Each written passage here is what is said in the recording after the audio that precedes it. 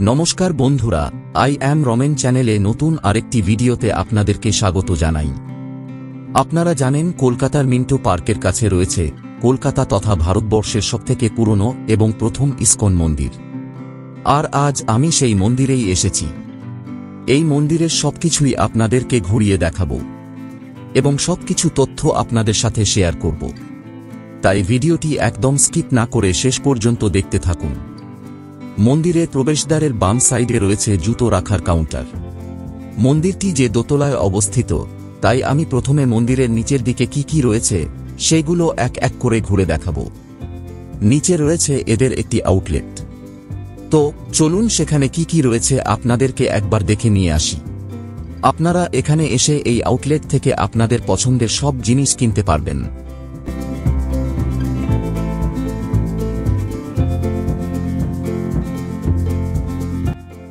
আর এরপর দেখাবো এই মন্দিরের রেস্টুরেন্ট গোবিন্দা রেস্টুরেন্ট। এখানে বিভিন্ন ধরনের মিষ্টি ও কনফেকশনারি আইটেম পাওয়া যায়, আর মিষ্টিগুলোর কোয়ালিটি কিন্তু খুবই ভালো। আপনারা এখানে এলে একবার খেয়ে দেখতে পারেন।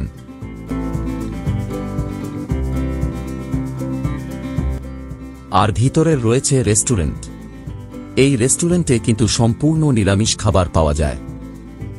এবার আপনাদেরকে দেখাবো এখানে কোথায় ভোগ প্রসাদ পাওয়া যায়। মন্দিরের সামনে থেকে বাম দিক দিয়ে যেতে হবে মন্দিরের ঠিক পেছনের দিকে।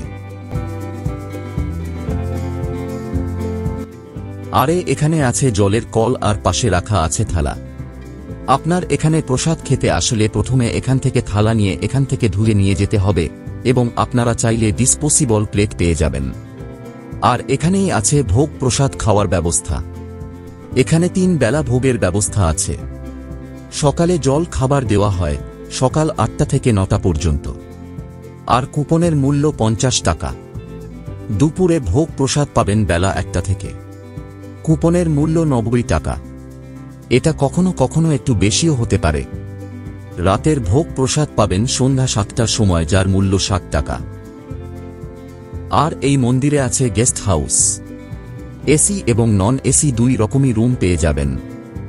এখানে অনলাইন রুম বুকিং করে আসতে পারেন অথবা এখানে এসে স্পট বুকিংও করতে পারেন। গেস্ট হাউসের বুকিং কন্ট্যাক্ট নাম্বার আমি ডেসক্রিপশন বক্সে দিয়ে দেব, আপনারা ওখান থেকে দেখে নিতে পারেন। ভারতের প্রথম প্রতিষ্ঠিত ইসকন মন্দির হল কলকাতার এই মন্দিরটি, যেটি স্বামী প্রভুপাদ বিদেশ থেকে ফিরে প্রথম কলকাতাতেই তার জন্মস্থানে এই মন্দিরটি প্রতিষ্ঠা করেন। এবার আপনাদের এখানকার উৎসব সম্পর্কে একটু জানিয়ে রাখি। সেখানকার প্রধান উৎসব হল জন্মাষ্টমী এবং রথযাত্রা।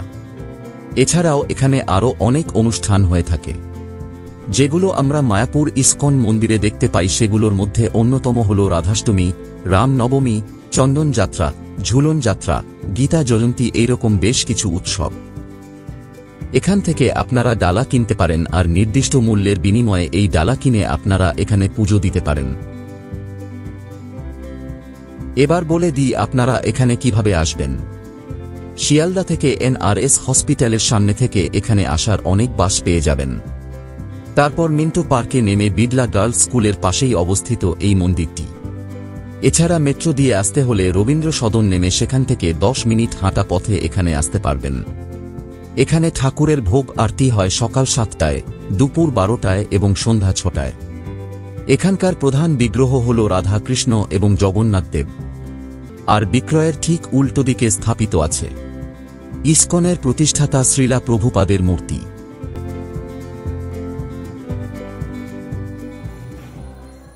ভোগ আরতির পর এখানে পুষ্পাঞ্জলি এবং পুজো দেওয়ার ব্যবস্থা আছে।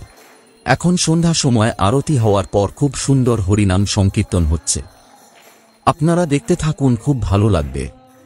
ভিডিওটি কেমন লাগলো তা অবশ্যই কমেন্ট করে জানাবেন। আর আপনারা আমার চ্যানেলে নতুন হলে চ্যানেলটি সাবস্ক্রাইব করে পাশে থাকবেন। ভিডিওটি তবে আজ যেখানে শেষ করছি, দেখা হবে পরের ভিডিওতে। ততক্ষণ আপনারা সবাই খুব খুব ভালো থাকবেন। ধন্যবাদ।